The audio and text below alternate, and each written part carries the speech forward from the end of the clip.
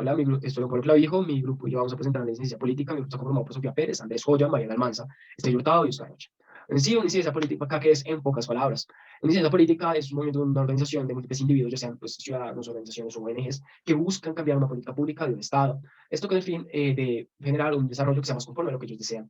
Esto ya puede ser por una inconformidad, porque no está siendo efectiva o porque simplemente no es conforme a la ideología que este Estado maneja. Continuando, estas incidencias políticas generalmente tienen objetivos muy centralizados. ¿A lo que me refiero con esto? Que no toman, es decir, todo el sistema de salud, sino cierta política pública del sistema de salud, con el fin de que esta sea más efectiva y se logre alcanzar los logros, o se logre que esta política sea realmente efectiva y cumpla su propósito. Tras pues, el desarrollo de esta política, se analizan los errores, se analizan dónde hay falencias y se buscan modificar estas. Estas incidencias políticas pueden tomar de un espacio estatal hasta un espacio internacional. ¿A qué se refiere con esto? Que se pueden generar incidencias políticas de políticas públicas, por ejemplo, de en Chía. En Chía no se puede salir después de las 10, un ejemplo hipotético. Entonces la ciudadanía se reúne, comienzan a discutir, comienzan a planear una incidencia política con el fin de ver cuáles son las falencias y cómo podríamos modificar esta política pública para que sea más efectiva, que se logren los recursos o simplemente para, de alguna manera, modificarla para que la ciudadanía esté conforme con las reglamentarias que está poniendo el gobierno. Un ejemplo sería, ya carácter internacional, sería mejorar los servicios de salud en los países pobres. Continuando aquí, lo pequeño es que múltiples veces las políticas públicas se encuentran bien realizadas, realmente son efectivas en el papel. El problema se encuentra en la implementación. Un ejemplo sí podría presentarse que se genere una política pública con el fin de distribuir recursos, pero en cierta parte de la distribución de recursos a través de la corrupción se acaban perdiendo parte de los recursos, lo que genera que no se distribuya de una manera equitativa, que hayan personas que no se les reciban los recursos, lo que genera múltiples veces que se presenten incidencias políticas. ¿Qué pasa acá? Pues simplemente la política está bien realizada, el problema es la ejecución. Entonces, continuando, ya hay dos temas, dos definiciones que toca dejar claras, que es el gobierno y la gobernabilidad. El gobierno en sí es la institución, es el grupo de personas con autoridad de crear, decidir, controlar o modificar, administrar las políticas públicas con el fin de buscar el desarrollo o los ideales de este país, este terreno al cual tienen la autoridad de gobernar. Lo que es la gobernabilidad es la legitimidad, es todos los organismos que están dentro de un país que dejan al gobierno gobernar. Un gobierno sin gobernabilidad no puede gobernar. Un gobierno requiere de la gobernabilidad, pero la gobernabilidad son las industrias, son las ONGs y son la ciudadanía, entre otros.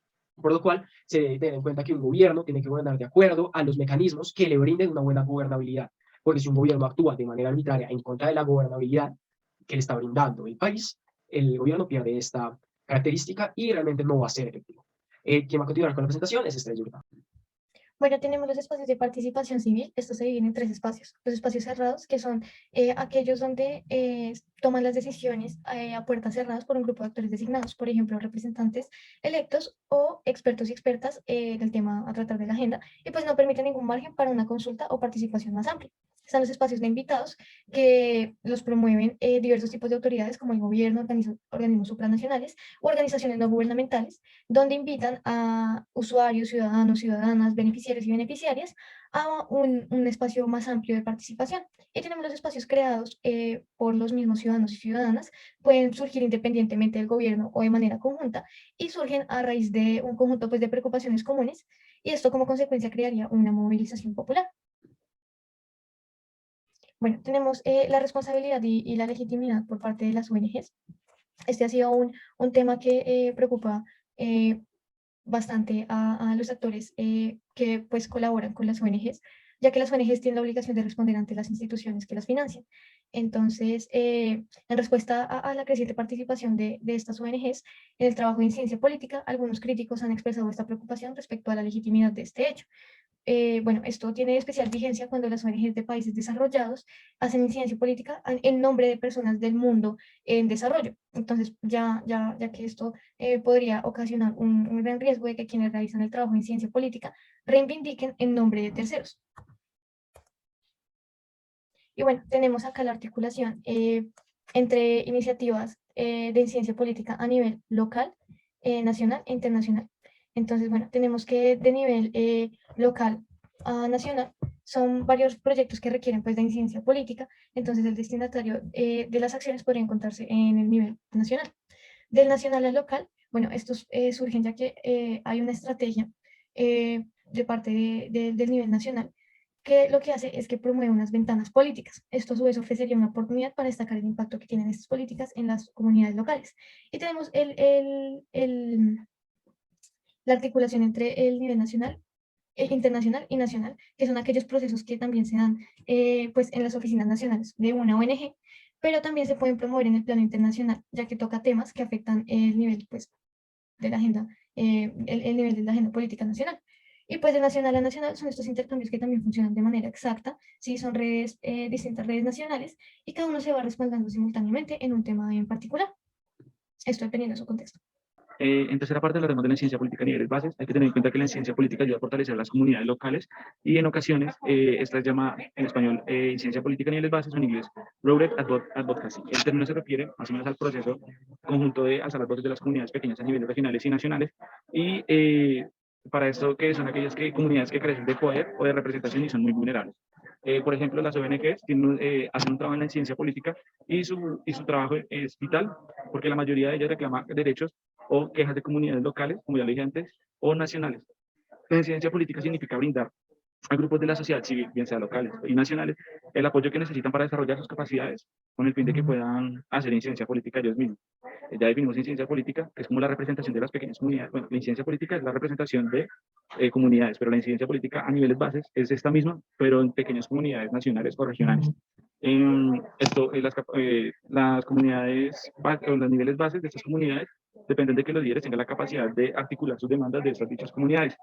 En eso se puede representar en estructuras de consulta formales, como foros comunitarios, asambleas, consultas y demás proyectos. Ahora bien, hay que tener en cuenta que para el desarrollo de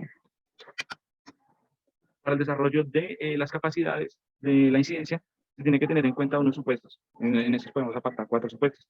El fortalecer las destrezas, bien sea el cabildeo, la negociación y la movilización pública, aumentar los niveles de negociación, es decir, generar mayor conocimiento, conciencia y análisis de los problemas que se presentan en las consideraciones políticas subyacentes, así como las causas subyacentes de barras tales como la pobreza, la desigualdad y la falta de acceso a la información. Eso lo podemos relacionar con la clase pasada de migración y los ODS. Incrementar los estudios para la investigación, acceso a la información, viajes y compra de libros. También lo encontramos en los ODS, que es más o menos como a lo que apunta la agenda internacional. Y por último, mejorar las estructuras, entre otras cosas, los mecanismos de coordinación, formación y red de fortalecimiento institucional. Eso suena ya a una charla un poco institucionalista, pero es a lo que apunta la incidencia a niveles bases. Yo creo que los dejo con mi siguiente compañero, que tiene más de la exposición. Desde la planificación del trabajo en la incidencia política podemos pasar a responder nuestras 2 preguntas principales. La primera de ellas, ¿qué comportamientos adelantan los distintos agentes de la gobernanza internacional durante la incidencia política?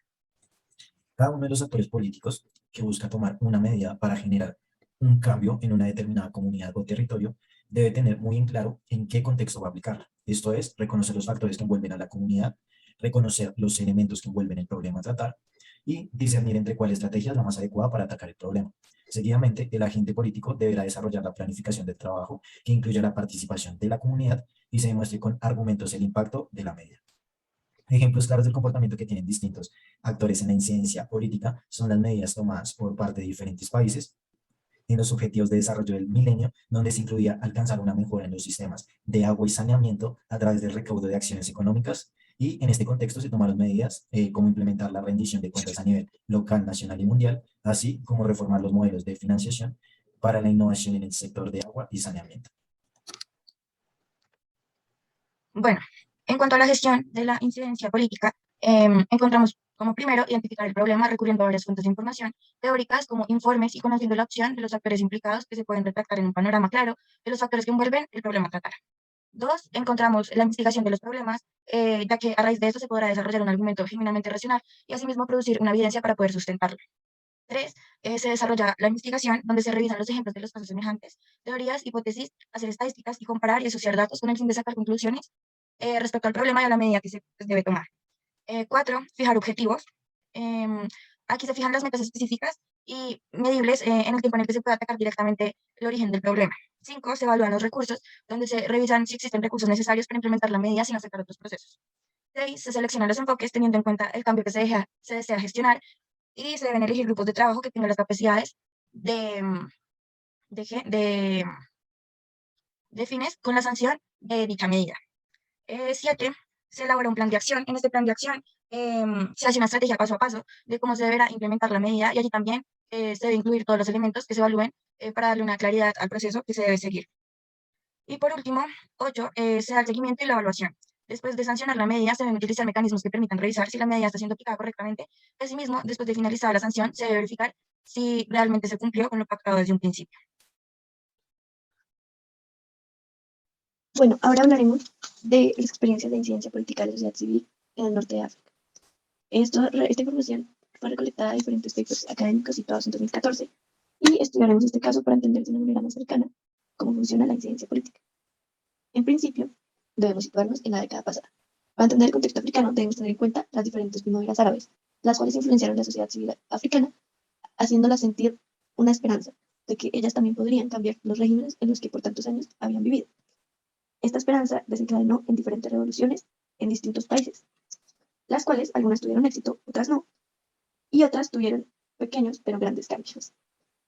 En este caso nos situaremos en Marruecos. Vamos a ver este caso específico debido a que Marruecos en 2011 era una monarquía bastante cerrada que no permitía la participación ciudadana y además que utilizaba el uso desmedido de la fuerza ante cualquiera que decidiera quejarse. Las acciones que tomó la sociedad civil para lograr la transformación en este país fueron en principio movimientos ciudadanos. El movimiento 20 de febrero fue uno de los movimientos más grandes que se concretó, ya que fue la unión de movimientos y personas que hacían parte de grupos pequeños que buscaban cosas específicas, pero que no sabían muy bien cómo representarse ante el Estado. Entonces, este movimiento, por medio de diferentes representaciones como el arte, la música, el teatro y las redes sociales, logró acaparar mucha más gente, logró sensibilizar e informar sobre las cosas que estaban pasando y asimismo organizó de manera implícita un movimiento mucho más grande que sería el que lograría generar las transformaciones y los cambios en el gobierno. Esto se puede ver en la incidencia de la mediación por medio de la protesta. Un ejemplo de esto fue una vez que un grupo de habitantes decidió hacer un sit-in en una mina, el gobierno respondió con uso desmedido de la fuerza, pero la protesta estaba tan bien organizada que al final el mismo gobierno fue quien terminó buscando a la sociedad civil organizada para que los ayudase a mediar por medio del diálogo.